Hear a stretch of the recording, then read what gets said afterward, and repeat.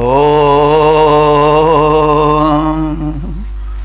वेद प्रेमियों, सुधी श्रोताओं, संप्रति हम सब ऋग्वेद के प्रथम मंडल के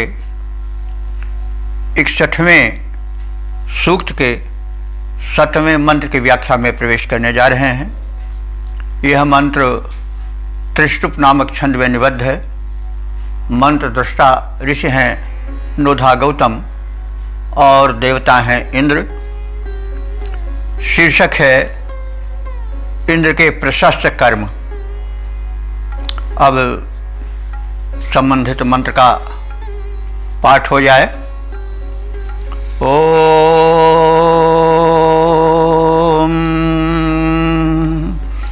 अस्येदु मातुः सवनेषु सद्यो महः पितुं पपिवाञ्चार्वन्नामुषायद्विष्णुः पचतं सहीयान विद्यद्वराहं तिरो अद्रिमस्ता। शब्दार्थ जाने। मातु, यह इंद्र के लिए आया है। मातृ शब्द का षष्ठी एक वचन है मातु, तो माता का, तो इंद्र को यहां माता कहा गया है। अब माता क्यों कहा गया है, इस पर विचार करना चाहिए। ये माता एक तो जन्मदात्री होती है, दूसरे वह अपने दुग्ध पान आदि लालन पालन पोषण आदि से शिशु को, जो कि बड़ी ही दुर्बल अवस्था में होता है, संसार में सबसे असहाय अगर कोई प्राणी है तो वह शिशु है, जो ना उठ सकता है, न बैठ सकता है, ना अपने आप कोई चीज खा सकता है। वो बड़ा असहाय रहता है। मानव शिशु अवस्था में सबसे असहाय प्राणी शिशु का है, लेकिन माता उसको संभालती है, इसीलिए उसकी बड़ी महत्ता है। तो जन्मदात्री तो तमाम है, पैदा कर दिया, लेकिन माता केवल जन्म देने वाली नहीं, वो जननी कहला सकती है, लेकिन माता के गौरव पद की वो कभी नहीं अधिकारी। जिसने अपने रक्त को पुत्र के प्रेम में दुग्ध नहीं बना दिया, जिसने उसका पालन पोषण नहीं किया और कुत्ते बिल्ली की तरह जन्म देकर के छोड़ दिया, वह माता नहीं कही जा सकती है, जननी कही जा सकती है। तो इंद्र माता है। माता लालन पालन करती है। तो इंद्र भी वर्षाधिक द्वारा सृष्टि के प्राणियों का पुत्रवत मातृवत, जैसे माता पुत्र का पालन करती है, पोषण करती है, वैसे इंद्र करता है, इसलिए उसको माता कहा गया है। पिता नहीं कहा गया है, माता। तो मातु यानी सबका पोषण पालन मातृवत करने वाली हो परम शक्ति जो है इंद्र है, वो महा माने महान है। और उस महान इंद्र ने सवनेषु, सवन कहते हैं जो सोमरस निचोड़ा जाता है, और सोमयज्ञ में सोमरस का प्रमुख स्थान होता है। इंद्र उस सोमरस का बड़ा प्रेमी है। तो 3 सवन होते हैं यज्ञ में, प्रातःकालीन सवन, मध्यकालीन सवन और सायंकालीन सवन। ये 3 सवन के काल होते हैं, जिसमें सोम निचोड़ा जाता है, ताज़ा ताज़ा बना करके प्रस्तुत किया जाता है। तो उस सोम का बड़ा प्रेमी है इंद्र। तो जैसे कई बार हम कह भी चुके हैं, आप सब जानते भी होंगे कि सोम एक पौष्टिक पेय तो है ही, साथ ही साथ इसका संबंध सौम्य भक्त भाव से भी है और भगवान भक्त के भूखे हैं, यह भी हमें ध्यान में रखना चाहिए। इंद्र यहाँ उसी भगवत्ता पर आसीन है, तो वे सोम को बहुत पसंद करते हैं। और यह संदेश भी है कि हम अपना जो पेय पदार्थ है या खाद्य है उसे सात्विक और पौष्टिक रखें, क्योंकि जो देवता को नैवेद्य रूप में चढ़ाया जाता है भक्त उसी को ग्रहण करता है। तो जब हमारा चढ़ावा, हमारा नैवेद्य उत्तम रहेगा तो हम उत्तम को ही ग्रहण करेंगे। तो इंद्र को सोम विशेष प्रिय है। और आप ये जान लें कि ऋग्वेद में इंद्र के सर्वाधिक मंत्र हैं, उसके बाद फिर अग्नि के हैं, उसके बाद तीसरे नंबर पर जिसको अधिक मंत्र समर्पित हैं वो सोम है। ऋग्वेद का पूरा नवम मंडल सोम को ही समर्पित है। इससे हम सोम की महत्ता को समझ सकते हैं, उसके हम व्यापक अर्थ को लें।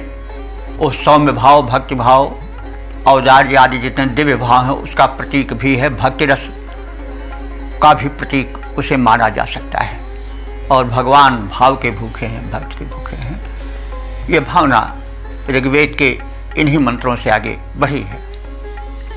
तो अब हम इस अर्थ के शब्दार्थ के संसार में आगे बढ़ें तो सवनेषु माने तीनों सवनों में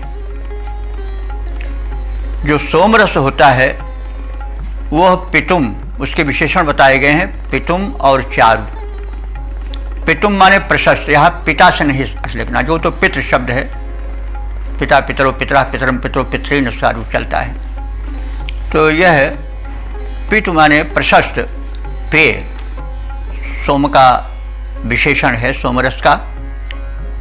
तो जो इंद्र है वो उस प्रशस्त पितुम और चारु माने सुंदर,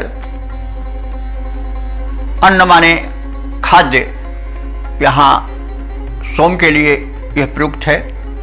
अन्न जो पुरोडाश आदि है, जो अन्न भी हर एक पुरोडाश का अर्पण होता था यज्ञ में, वो एक अन्न आटे का, चावल का, शाल का होता था और वो आज के फरा की तरह समझा जा सकता है। उसको भाप में पका करके देवों को समर्पित किया जाता था, उसको पुरोडाश कहते थे। तो पुरोडाश से भी अन्न का है।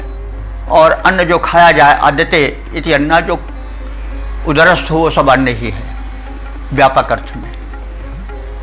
तो यहाँ पर सोम की प्रधानता है। सोम कैसा है? पितुम प्रशस्त है, चारु सुंदर है और अद्य है माने अन्न, उत्तम अन्न है, ग्राह्य पदार्थ है, उदर्श करने योग्य है। ऐसे सोमरस को इंद्र ने सद्यः पपिवान, सद्यः माने तत्काल, पपिवान माने पान किया। तो इंद्र ने जो कि माता के तुल्य वृक्ष आदि को सृष्टि में प्रदान करके पालन पोषण करता है सबका, जो कि महान है, जिसे कि सवनों में उत्तम सोम, प्रशस्त सोमरस का पान अत्यंत रुचिकर है, उसने भक्तिपूर्वक समर्पित सोम को शीघ्र पपिवान माने पान किया। और फिर क्या हुआ? विष्णु, विष्णु शब्द जो है सामान्यतः लोग जानते हैं कि भगवान क्षीरसाई जो विष्णु हैं, ब्रह्मा विष्णु महेश में। तो लेकिन विष्णु का जो विकास हुआ वो पुराणों में बहुत ज़्यादा हुआ है। ऋग्वेद में विष्णु का वह स्थान नहीं है जो पुराणों में है। यहाँ पर विष्णु शब्द जो है वो इंद्र का विशेषण बनकर आया है। तो इसे विष्णु का जो शब्दार्थ है, शाब्दिक अर्थ है, वो है कि व्यापक। पर ब्रह्म जो है व्यापक है, सर्वत्र है, कण कण में है, रोम रोम में है, सर्वत्र व्याप्त है, इसलिए उसको विष्णु कहा गया है।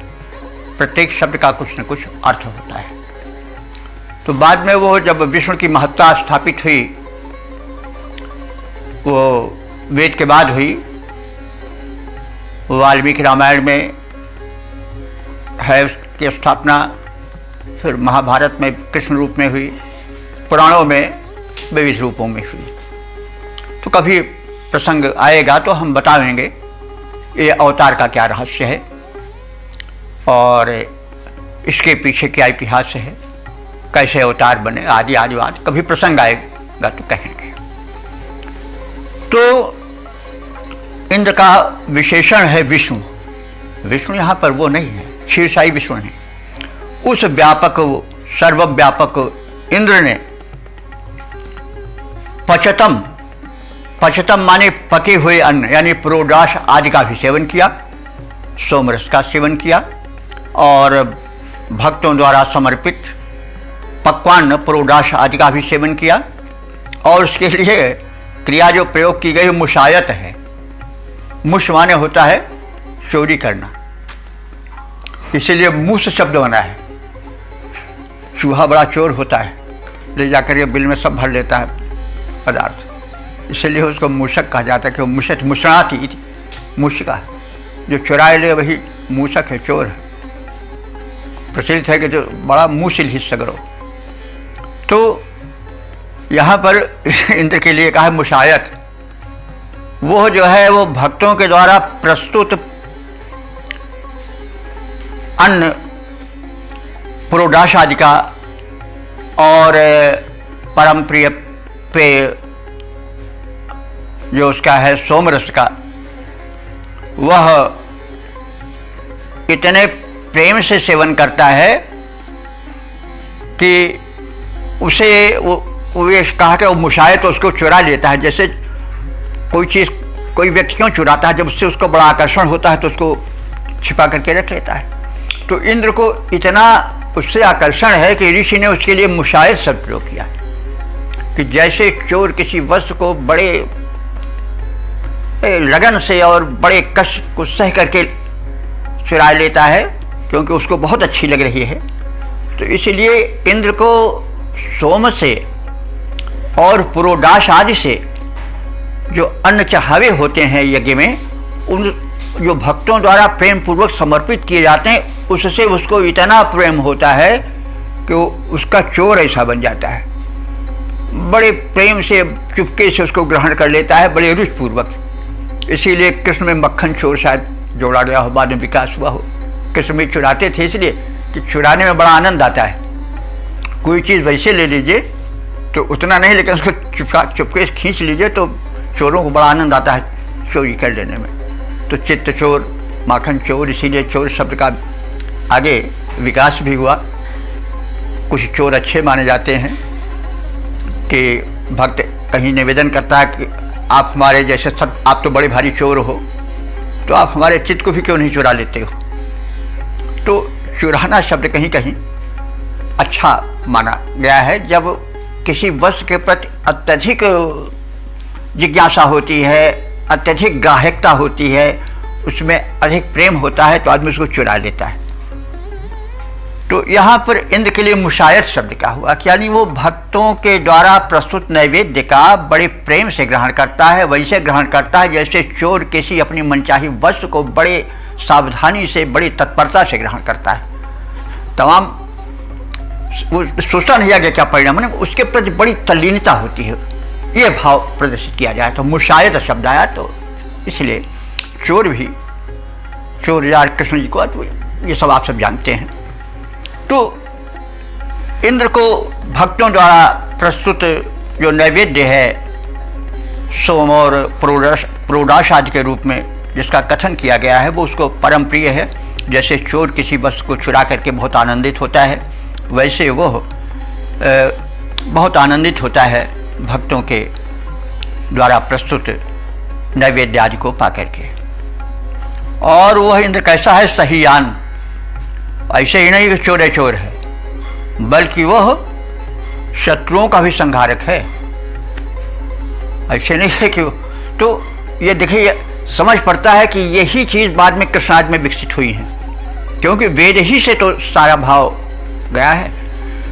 पूरा संसार, पूरे धर्म, पूरे विचार, पूरे दर्शन सब वेद के ऋणी है, और बिना वेद में प्रवेश किए हुए हम किसी दर्शन को, किसी धर्म को, किसी विचारधारा को नहीं समझ सकते।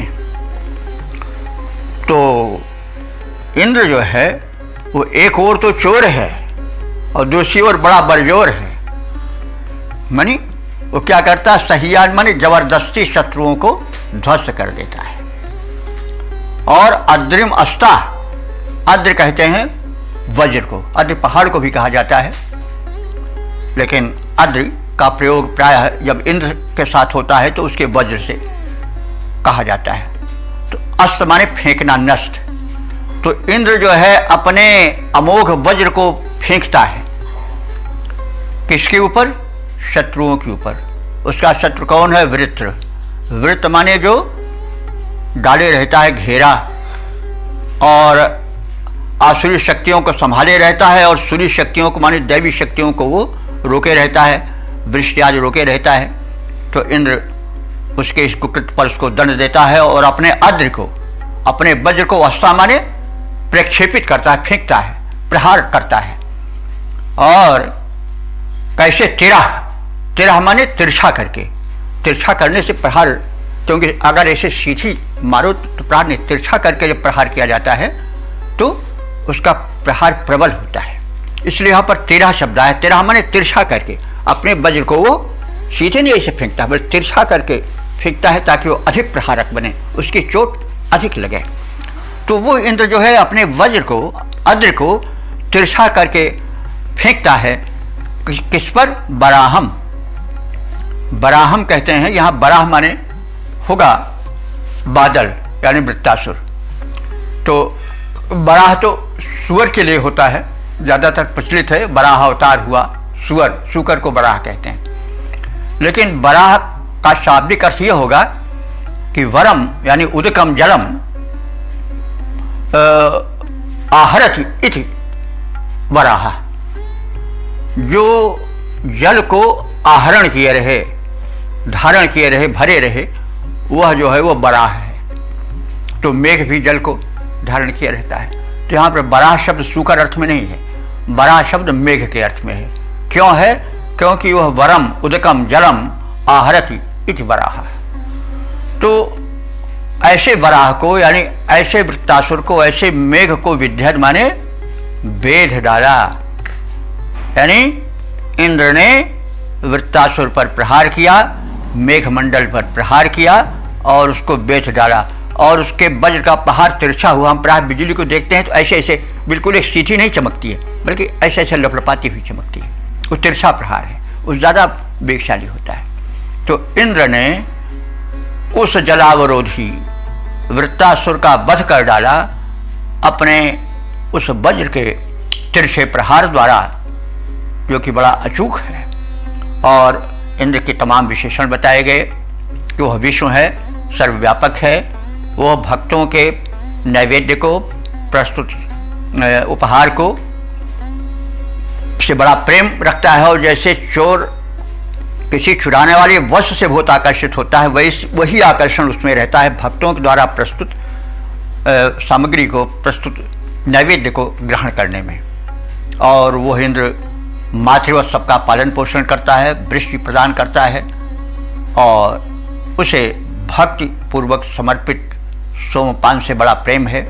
और जब वह पाता है तो उसके बल में उफान आ जाता है, और फिर वो विरोधी तत्वों का संहार करने पर लग जाता है, और वो सृष्टि का संरक्षण करता है। तो इस तरह उसके हमने महिमा मंडित स्वरूप को देखा। अब इस शब्दार्थ के सामान्य परिचय के पश्चात हम भावार्थ से परिचय प्राप्त कर लें। इंद्र जगत का निर्माण करता है, वृक्ष द्वारा मातृवत पोषण प्रदान करता है। महान इंद्र ने यज्ञ में प्रस्तुत उत्तम सोमरस का पान किया और पुरोडाशादि अन्न को भी ग्रहण किया और उससे उसमें उत्साह जगा, उसमें प्रबल पराक्रम, पौरुष और सृष्टि के संहारक तत्वों के विनाश की जिज्ञासा और अभिलाषा उत्कट प्रेरणा हुई और फलस्वरूप उसने शत्रुओं के द्वारा चुराए गए संचित भंडार को, अन्न और धन को उसने मनुष्यों के, सज्जनों के हित के लिए अपहरण करके बाहर निकाला। यह कर्तव्य होना चाहिए शासकों प्रशासकों का भी कि वे जो बादल की तरह पानी भरे हुए हैं, धन को एकत्र किए हुए हैं, आहरण किए हुए हैं, उसको वो बाहर निकालें और जनहित में उसका उपयोग होने दें। इंद्र ऐसे ही करते हैं। वे बादल जो कि जल की संपदा भरे हैं, अपने में समेटे हुए हैं, धरती तक नहीं पानी आने दे रहे हैं, उस वृत्त का, उस मेघमंडल का वे विनाश करते हैं, उसको बिजली के द्वारा फाड़ देते हैं और जल जो जीवन है उसको धरा पर आने देते हैं। संकेत है उन शासकों प्रशासकों के लिए, सत्ताधीशों के लिए कि वे जिस प्रकार से इंद्र संचित जल को बादलों के कोख से, बादलों के भंडार से, उनके कोष से निकाल करके सर्वसुलभ बनाता है, वही कार्य वे भी करें और अस्त्र भी चलावें, उनको दंडित भी करें, प्रहारित भी करें। तो इस प्रकार से शत्रुओं के अन्न धन को, जो कि लोक में नहीं आने पाता है, जिसको दबाए रखे रहते हैं, उसको वो अपहरण करता है, उनसे छीन लेता है और वज्र द्वारा प्रहारित करके उन्हें दंडित करता है और इस प्रकार से लोक कल्याण करता है। अब इसका हम पद रूपांतरण देख लें। मातृवत जगदुत्पत्ति करता है इंद्र, मातृवत जगदुत्पत्ति करता है इंद्र, वृष्टि द्वारा पोषण को करता प्रदान है, वृष्टि द्वारा पोषण को करता प्रदान है। शुभ कर्म यज्ञ में विराजमान होता सद्य, ग्राह्य उसे भाव हव्य भक्ति सोम पान है। इंद्र सर्वव्यापक है, ज्ञान सब का उसे है, असुरों का धन छीन लेता बलवान है। वज्र को चलाया, मार वृत्त को गिराया और बीध मेघ मंडल को दिया नीरदान है, बीध मेघ मंडल को दिया नीरदान है।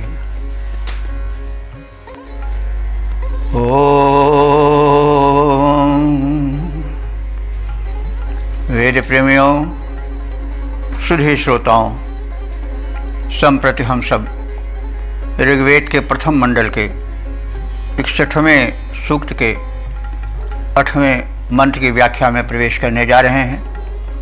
यह मंत्र त्रिशुप नामक छंद में निबद्ध है। दृष्टा ऋषि हैं नोधा गौतम और देवता हैं इंद्र। मंत्र का शीर्षक है इंद्र की अपार महिमा। अब संबंधित भाव को समेटे हुए मंत्र का प्रथम पाठ हो जाए। ओम अस्माइदुग्नाश्चिद्देव पत्नीरिन्द्रायार्क महिहत्य ऊहु परिद्यावा पृथ्वी जभ्र उर्वी नास्यते महिमानं परिष्टः। शब्दार्थ जाने। अहि हत्ते, अहि का सामान्य अर्थ तो सांप होता है, लेकिन ऋग्वेद में प्रायः अहि शब्द एक असुर के लिए आया है, जिसे वृत्तासुर से जोड़ा जाता है। संभवतः सांप भी जहरीला काला काला होता है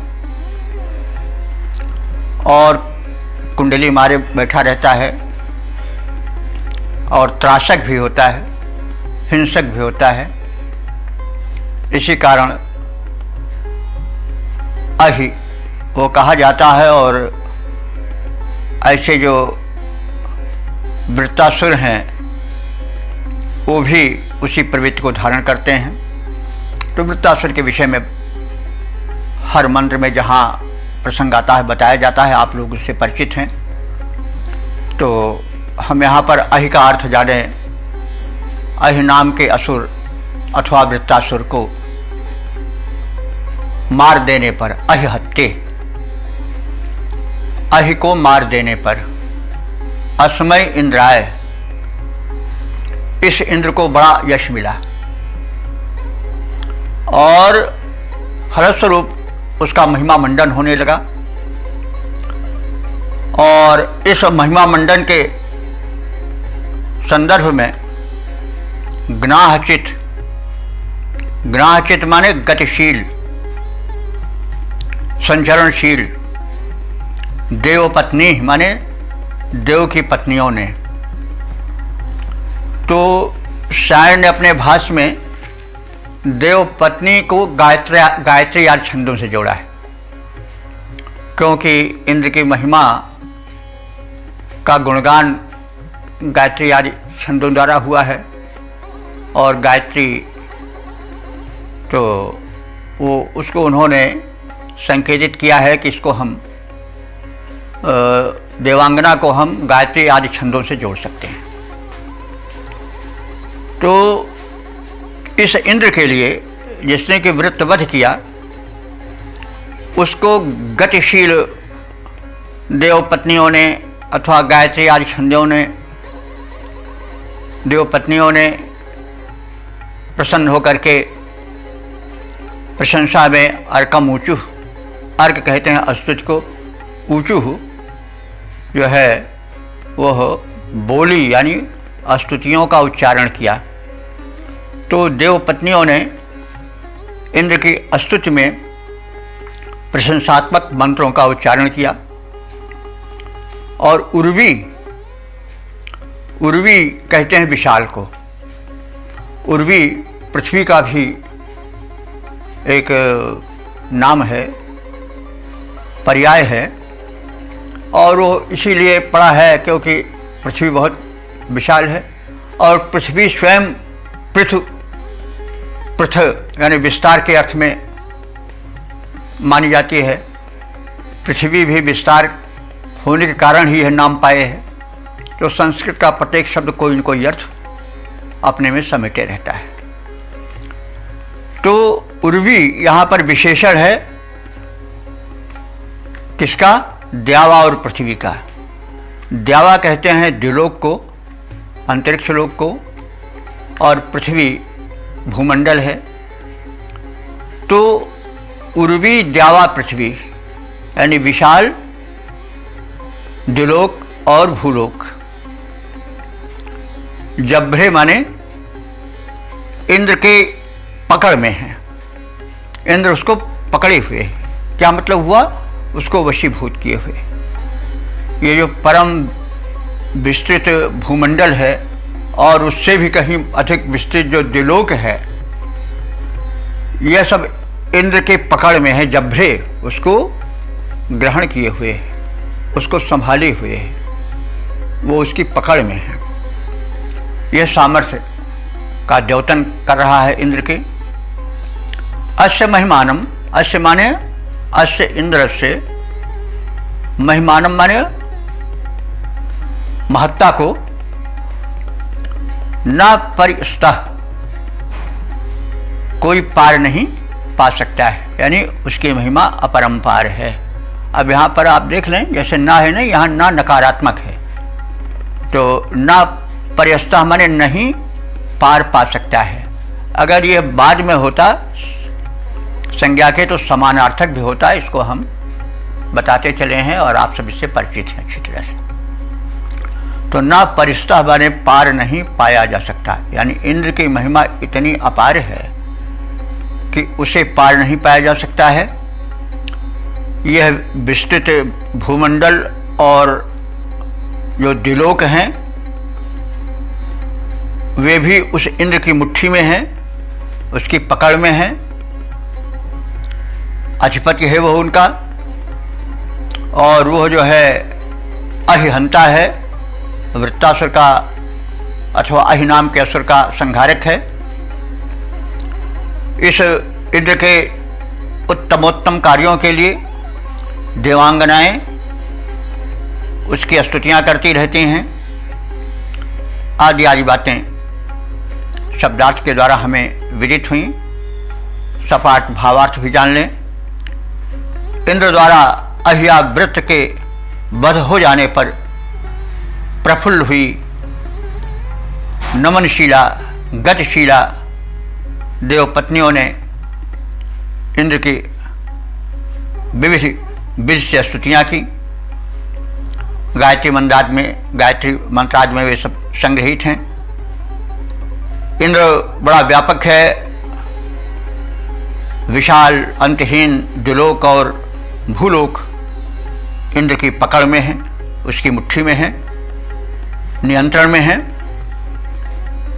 वे भले बहुत विशाल हैं, अनंत हैं, लेकिन उसकी महिमा का अतिक्रमण नहीं कर सकते हैं, पार नहीं पा सकते हैं। तो अब इस मंत्र के पद रूपांतरण को देख लें।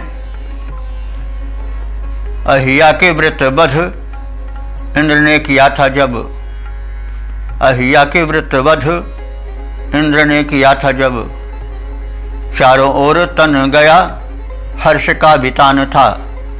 देवपत्नियाँ थी हुई हर्षित महान, और किया उन सब ने सहर्ष कीर्तिगान था।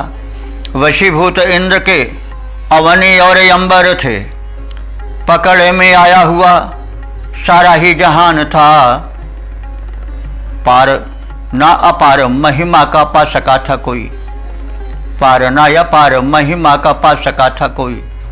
जलवा उसी के चारों ओर विद्यमान था, जलवा उसी का चारों ओर विद्यमान था। तो इस प्रकार से हमने इंद्रदेव के अपार महिमा से परिचय प्राप्त किया, उसके लोकोपकारी रूप को देखा, और जो लोकोपकार करता है, लोक संरक्षण करता है, उसकी प्रार्थनाएं नर नारी सभी करते ही हैं। गुणगान का वही अधिकारी होता है जो कि लोकोपकार करता है। भीख मांगने पर मान नहीं मिलता है। डिजर्व देन डिजायर, यह संदेश मिलता है कि इंद्र का सर्वोच्च गुणगान इसलिए हुआ है कि वो लोकोपकार के लिए समर्पित है। और ऋषि ये शिक्षा देता है कि जो सत्ताधीश हैं, सम्राट हैं, वे लोकोपकार में आवें तब वो यश पाएंगे। यश मांगने से नहीं मिलता है, कीर्ति मांगने से नहीं मिलती है, वो वरवश छीन ली जाती है। तो अपने में इंद्रत्व लाइए, स्वामित्व लाइए, और जो स्वामी का कर्तव्य होता है उसका पालन कीजिए। देखिए युग युगों तक आपका गुणगान होता रहेगा। तो यश जो है उसकी वर्षा होती है, लोग उसको खुले दिल से देता है जब व्यक्ति में महत्ता अपने उत्कर्ष पर होती है। तो इस प्रकार से हमने इस 8वें मंत्र का परिचय प्राप्त किया।